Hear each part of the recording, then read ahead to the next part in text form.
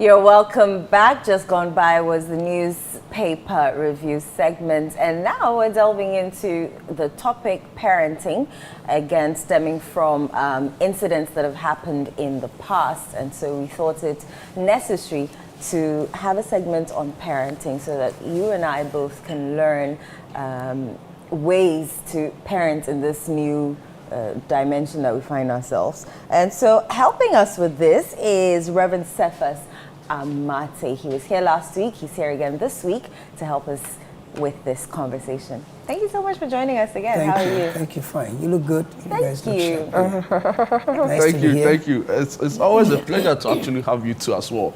Yeah. You know, yesterday, from last week, we had a lot of people sending messages that we couldn't read. Oh, really? Yes, so towards the end, we'll go back and read some of those messages. But I think we are having this conversation at the really right time, right? Yeah. Because, you know, the stories keep coming about how acts or one act of irresponsible parenting to another. So yesterday, for example, there was a robbery incident in Adabraka. Yeah, my base. Yeah. I partially grew up there as well. Wow.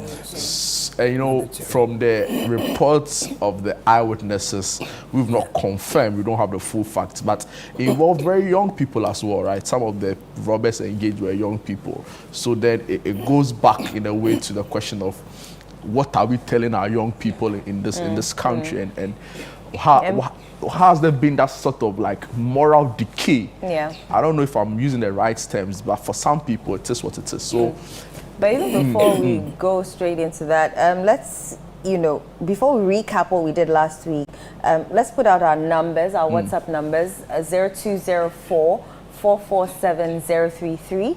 0204 447 033. Send in your questions, your concerns, and I'm sure Reverend Amate will be happy to respond to that. So last week, we talked about what parenting is all about. That's right. So if you can briefly recap that for us, for those who weren't able to watch us last week, and then we can delve straight into today's conversation. Well, yeah, thank you. Well, first of all, basically we talked about understanding parenting, that fundamentally is about a baby God gives to a man and a woman in or out of wedlock, but the baby arrives. And from that moment on, is the parents and the guardian's duty to raise the child up to be functional, appropriately functional, positively functional in society. The child should be a benefit to himself or herself, and ultimately to the society at large. And we talked about, so we started talking about the miniature structures that one has to put in place that can best assist so that we can get the best out of the child. So that's what. Then we looked at the difficulties, and I was of the view, and I still retain that view, that a baby comes fresh. Right. So whatever the baby emerges to become, without the proper training, the blame goes 100% to the parents or the guardians. At a certain age, that changes. That switch comes in because, many things can affect someone. But once the child is within your care, everyone can testify to the best you place in the child.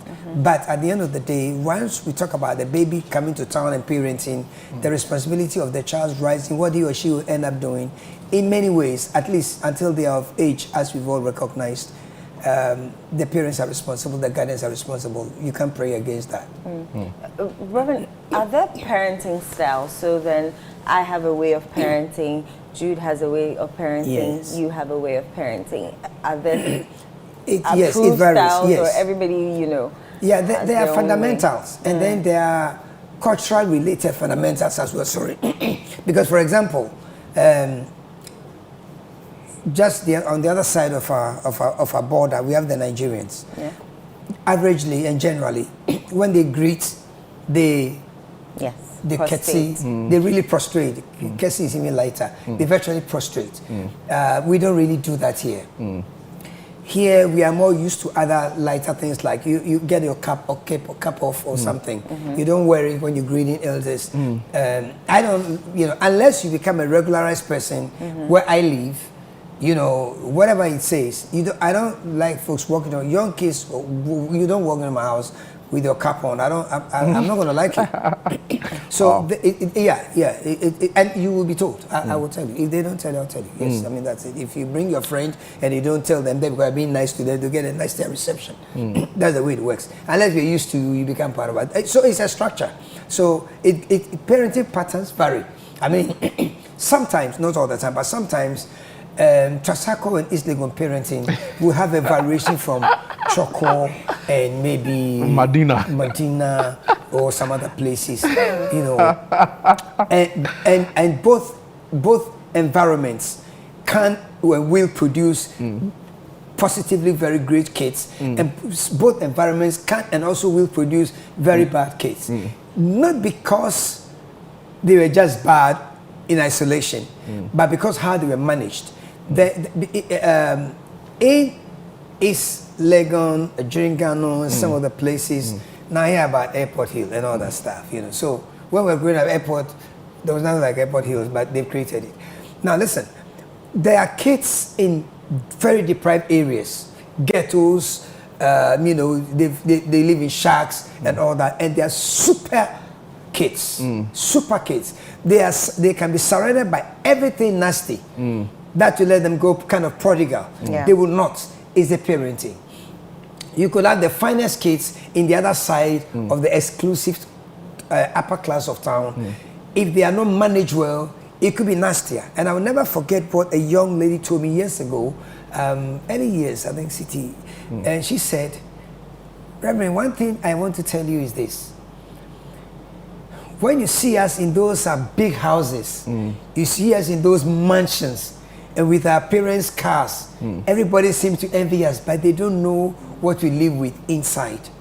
Sometimes all that we see covers many things.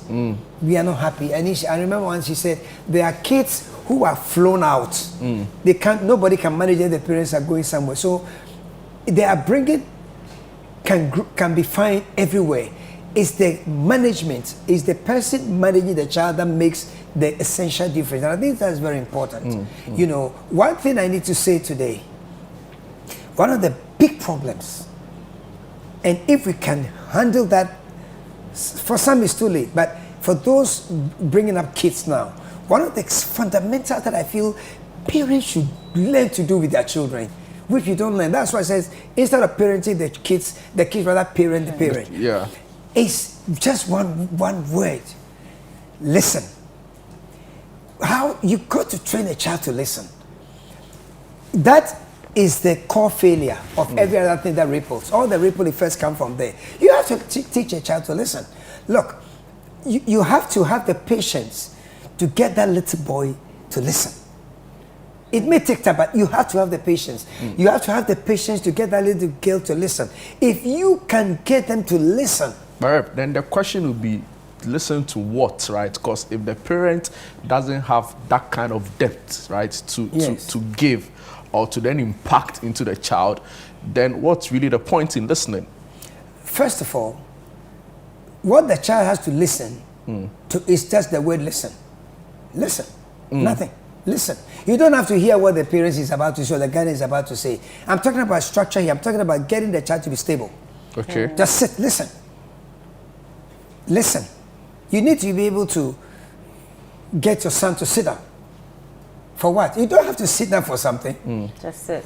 Yeah, sitting in itself protects you sometimes. So the military rule of obeying before you know, how do you say it? Well, it took the wind out of my sails. Now, I'll give you a short story that best illustrates it, and now we're going to fly a little. Okay. Look,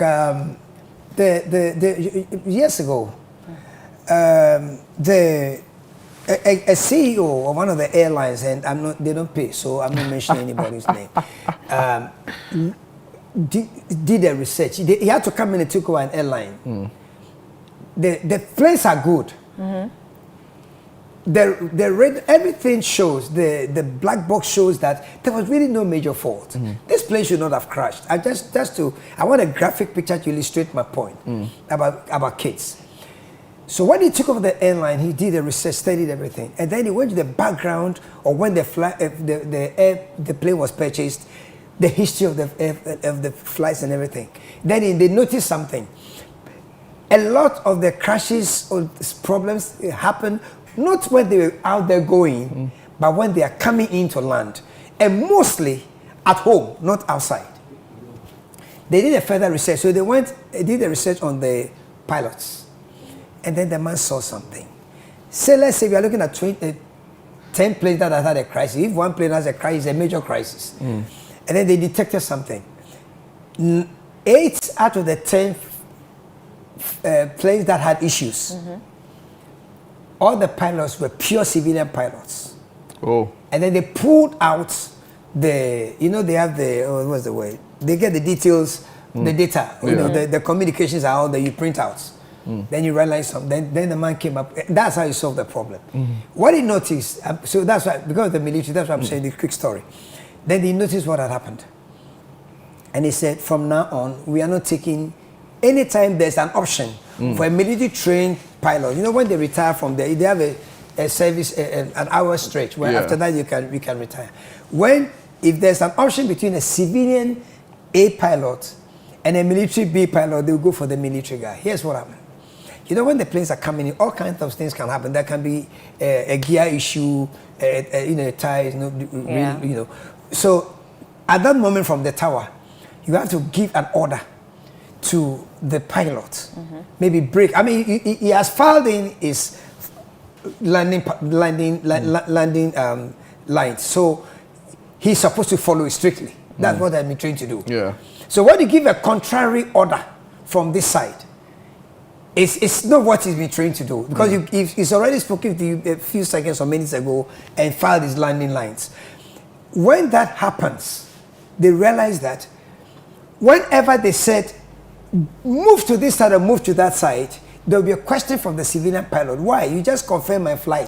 The military guys never did that. Once you gave the order, they'll follow. Yeah, they hit it from and then they ask superior, later. from a superior. Yes, because of the training. The training. And if you watch, after a few years, most of the security companies realize that when they get in for the they go for the retired military guys to man their lines, so that the gold company and all that. They are more adhering to the rules and guidelines. That's what I'm saying. There was order. Order, that's all I'm saying. See, order. Telling a child to sit and listen is so important. They don't have to do anything. If you watch, you see sometimes some of them will put sweets and things for their children and say, Mom and Dad, you are coming with a camera to watch how long it take. That's because you are training the child. I talk about self-control, which should always be prioritized over self-esteem the other time. Yeah. So that is key. All of us here, we've got to have order. We must have a certain order, and we do that by listening. So I think one of the things we are failing is listening. You talk to parents. Their kids are not listening. But we taught them not to listen. Because we don't have the time. We don't have the time to say, Kofi Tabie, Kwame, sit here. We are in a hurry to go, so whether they sit or not, we just let it go. But teach them to listen. I watched a movie, I don't know whether it was Jean-Claude Van Damme, one of those guys, and in the stadium, he told the child, whatever happens, don't get up. Whatever happens here, he knew what was happening. He didn't want to tell the child. So I think that if we spoke about nothing, but we talk about people learning to listen, learning to sit, it's so important. We have these complaints. Look, nothing is more terrible than an uncontrollable child. Nothing. Because you can't beat the child. They can't maltreat the child. You love the mother, you love the kids, the mother is good to you, but you could see the unruliness. You can have a parent in here, you can't just keep them here because of a child that has been allowed to go and guard it. And you see, here's the thing.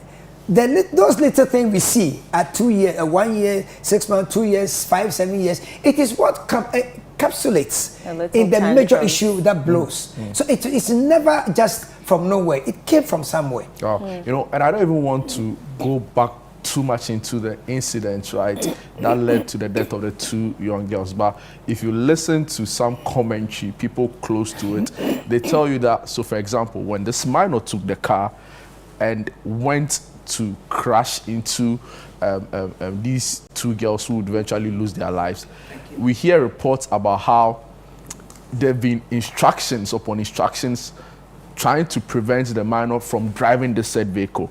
Now we are being told that it was even somebody other than the parents who gave the keys because the parents refused. So I think it goes back to your point about, you know, if they insisted so much on the need for the child to listen, right?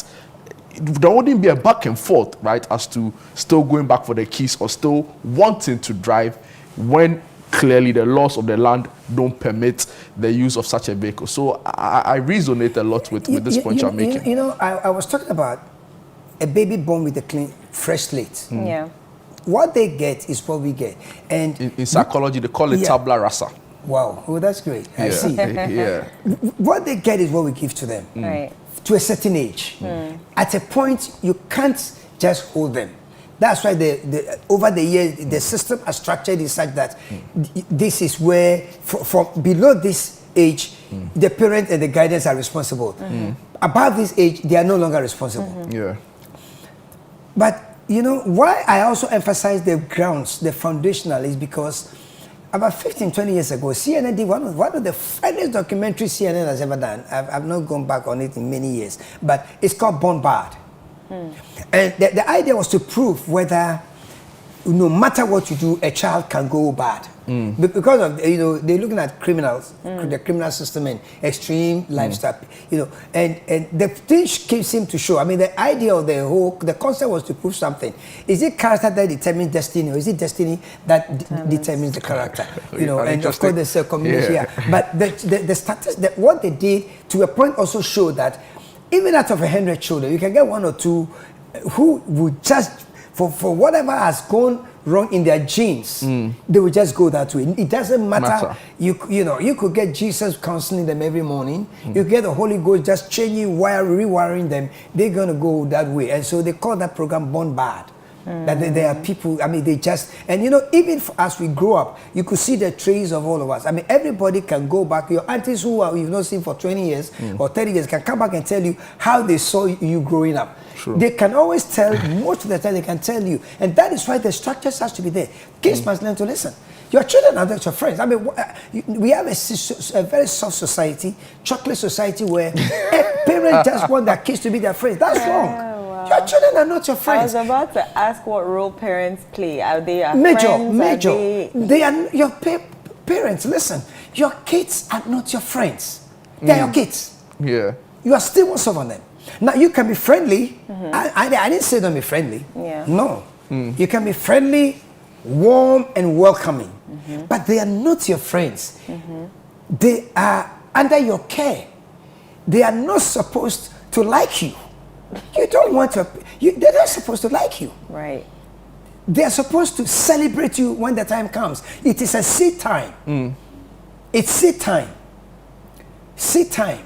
When you pull in the weeds from around the tomato or something that is growing, in the concept of the tomato, since I'm the smallest one, these weeds shade me. But the farmer knows that these weeds will kill you eventually. So they remove the weeds and you wish that you can have more sun. But now that the weeds are gone, I'm getting more sunlight, which I don't want now. But they have to go because they will choke you. So parents must define how they want to raise their children. If they'll be your friends, probably, it depends. But it doesn't matter. You're supposed to raise them. And raise them right. Wow. Reverend Sifas, it's interesting. We could do this for like the next 2 hours. For a lot of people, we are told that parenting never ends, right? So right from the very moment of conception up until the child is late in their 90s or whatever, we know parenting never ends. What will you say is the most crucial part of or bit of parenting within the whole process of parenting? Well, greetings to my 80 mates at Accra. But we had a term in Accra. It's quite popular all over the schools. CTY. Catch them young. Possibly even before the baby is born. Oh, yeah, she gets the point. You know, she's a lady. But catch them young. It is not only with the ladies. You catch them young. And ideally, it can even start before the child is born. Because, you know, we are genetic beings, but we are also phenotypic beings. In other words, our genes, our bloodline, and all those things that create us as physical beings is one part of our development. The other is an environment. You can take the best seed in the world. Listen, you could have Bernard Avley fly to anywhere in the world and get you the best cocoa seed. If you bring that seed and share it for us, and based on how the environment is managed, the environment defines what happens to your seed. I hear there's a type of shark, right? If you put it in like an aquarium, I don't care what you feed it. It's not, I don't know. I don't have the name, but no matter what you feed it, it will grow to a certain level. 5 years, 4 years, if it's alive, it will not grow, expand. Immediately you put it into something bigger, it will start growing. So our environments are also key to this part of our lives. As a parent, have a structure for the children. Let them understand that this is right and this is wrong. Whatever they are will show later, but the foundationals you instill in them will protect them. That's the issue. Now, when issues come out publicly sometimes, look, I'll tell you this. It's very painful that those who judge you are equal to you. The only difference is degrees. Your case has been exposed. So far, theirs haven't. And that's the sad part of life. Parenting is crazy. I see TED to talk. It doesn't mean you got it all perfect with your children. But you have to be with them. Yes, parenting, we say maybe it's forever, but really, it's not really forever. The love of the parents, the relationship. See, the Bible is very beautiful. It has two words. One is obey, and one is honor. You obey your parents in the Lord. And then now as a grown-up, you honor your parents. You get it? But the little years from the speaking good things, that's why you have to manage your lady very well when she's expecting. Because all these things, they believe also has an effect. A depressed mother is not the best for a child. So you must, when a lady is pregnant, she should become a social responsibility for everybody, to keep her, to cheer up. Because all the, the mood swings they get. We should give her every support she needs before the child is born, because that gives us a head start. Right. If the mother is psyched up well, she says good things to herself. A woman who is pregnant should learn to worship more. Worship more. Don't be more interested in where the guy is. No. Be more interested in worshiping. Get yourself psyched up well. So when before the child is born, something positive is there. The child knows the mom. The baby is born, and the baby, they have this connection with the mother. That's why immediately the baby is born, the first thing they want to try and do is get the baby to the mom. And even twins, sometimes I remember a story of a twin. One was very sick and almost dying, and then they picked the one that was parting ways. Immediately they got them in the one cot. This one started coming back to life. So it starts from a baby, the birth. That once a child is born, everything around the child should be positive. Growing up, God bless my mother's memory, but I remember that apart from my mother raining the insults, when there's a new baby from anybody, they like these babies around you. Bring your child, come and live there and go to work. You are not supposed to make insults around the baby. She's the only one who can insult anybody. But maternal powers. So I think our language around the kids are also important. Now, before we go, I want to say this, because this is very, very important to me. When it comes to kids, and I know all of you have been trained, we were all trained like that, but I've never subscribed to it. I don't believe that in the saying that, whatever I tell you, do what I do. It doesn't work. It's not training a child. You don't train a child that way. What a parent, yes, you follow instructions as a child. You don't overlook the instructions and say you want to do what I'm doing. No, you are not my age. You are not my age. I mean, like, you do what I say, not just what I'm doing. Right. We have some questions. We have some, we are doing this for our viewers. And they've sent in so many questions. Let's and I'll just delve into some of them. So one here says, I'm watching from Ashaiman. Teachers in schools, in a way, play a parenting role once the child... is a fine place to raise tough kids, Once the child goes to school. So how do biological parents marry their upbringing and that of the teachers? I think I covered that last week. I was very strong that I put the responsibility on the parents. Because, first of all, creche has a start and an end period. Very short. Then KG, they have a period. And then class 1 to 6, it has a period. Then JHS 1 to 3, it has a period. SHS 1 to 3. Now they even have 1 week for 1 year.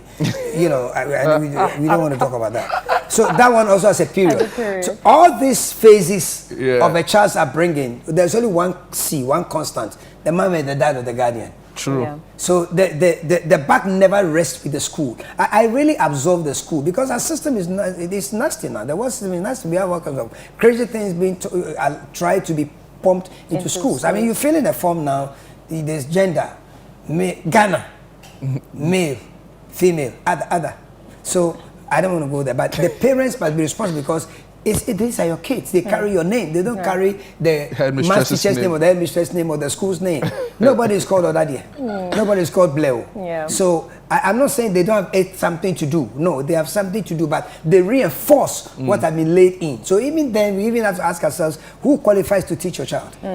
The math teacher is called to teach mathematics, but is that what they're teaching your children? What is the social and the psychological influence? How do they come to be influenced? Because many years ago, you could trust your kids with the teachers. Yeah. Wow. And yeah, you could do that. I mean, sometimes the kids won't even listen to you. You get the teachers to work with them. Mary's But that is when you have a teacher who starts with you in class 1, then he takes you to class 2, class 3.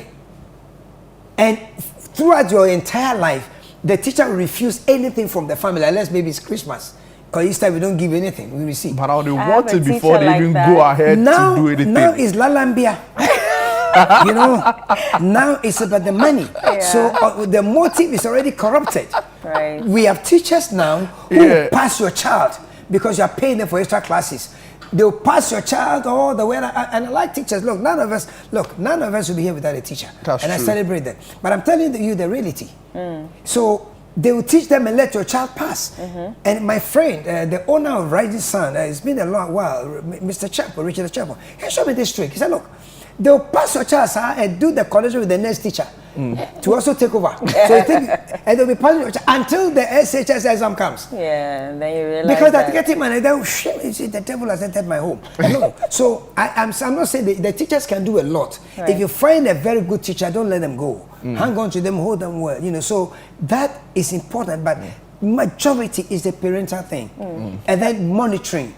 You know, monitoring. There's a subject I would like us to talk about something for next week, but that will be for the 4th week. Okay. I always look at principles and structures for church, society. Maybe if we can do that into next week. But the following week, I want to talk about sex. Sex. Not next week. The following one. Yeah, we'll do sex. You know what I'm talking about? Sex as a biological concept or sex as... No, that's sexual. That's what you're talking about. Biological concept is the sexual element. I'm talking about SEX, the act. Right. The act. Not the art, but the act itself. Okay. And I'm looking at between a born baby, and I'm doing even as far as to 12 or 13. I'm not talking about the grown-ups. Because that is, for me, the mega of this issue. Right. Wow. Right. Reverend, there's one here. Hello, my name is Sarah. I'm watching from Spintex. Would you advise the presence of nannies in the early stages of the child's upbringing? Nanny is relative. What does she mean in this context by nanny? Is it a relative who is a nanny? Is it somebody you've hired in to come and look after the child? A babysitter? Is that the nanny? Yes, what is that what they're talking about? Yes, a babysitter. Well, you know, it's relative. The background, who is she? Where is she coming from? You know, what do you know about her? That's what I'm talking about for the sex thing, right? Yeah, okay. It covers these ones as well. Okay. But sometimes an outside nanny is far better than a family predator. So that's very important. You know, time is fast, but you know, just on the family predator, what do you mean by a family predator?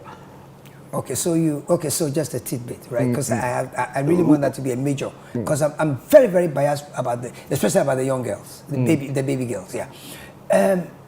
People, there's no better way, because I'm talking about children here that to use, and to say silly parenting, very, very silly parenting. Parents can be so silly that they erode every trust because that's a relative,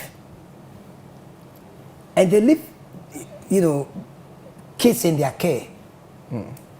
What I would be okay with if they don't even feed the kids, no problem. Let them starve from 8 to 2 o'clock for the parents to come home. At least in hunger, they won't die. You know, I mean, in hunger, the kids would eat their food.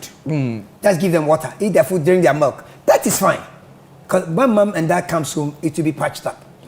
But the touches, those intimate touches, and I am of the view that instead of a lady putting a secret camera or recorder in the husband's car because of a hyper jealousy, to be able to know who the husband has been talking to, buy the camera, buy that audio device, but place it somewhere in your house to know what happens with your children. Wow.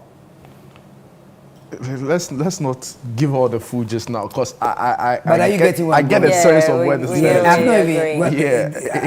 I've not even started warming up on that one. That's oh my God, you know. And I'm doing that in 2 weeks. It's serious. It's serious because, you know, people's sexual lifestyles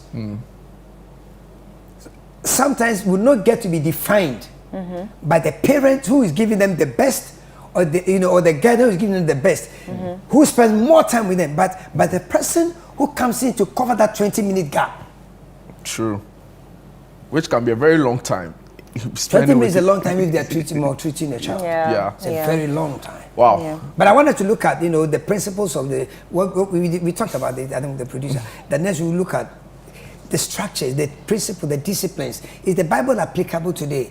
The things that our parents taught about, when we're growing up, they said Tuesday is iron show. And then we realized that, no, it was not that the sea will carry you away, but they have a day to save. Yeah. Just give the free some.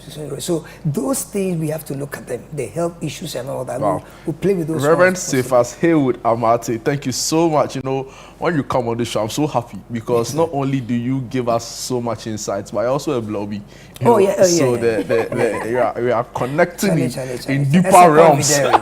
Oh yeah. Wow, so grateful for your time. And Yes. I've had so much fun hearing Reverend speak on these issues, because I am so convicted that we need to have these conversations. Some way, someone must be heard at the national level. So thank you so much for your time. We are so grateful. Next week we'll delve into some of the areas you've brought up already in this discussion. We'll take a quick break now. When we are back, we focus the conversation into a health aspect, right? Where we look at diabetes, right? The risk factors, all you need to know about it on Sunday Breakfast. Keep your dial right here on ChannelOne TV.